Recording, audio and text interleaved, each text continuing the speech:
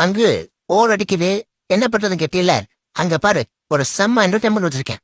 வாழைப்பழ தோல் வலிக்கு ஏழை கிழவன் கீழே விழுந்தா நாளைக்கு நியூஸ்.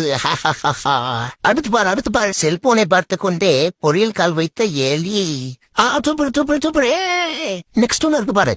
கள்ளக்காதலுடன் பைக்கில் வந்த பன்னிமுஞ்சி வாயன் பள்ளத்தில் விழுந்து பலி. எப்படியா? சூப்பரு. ஏன்டா வன்முறையா கையாளுறிய? இருங்கடா உன்னை தேன் கொசு குத்தே கடிச்சு விடுறேன்.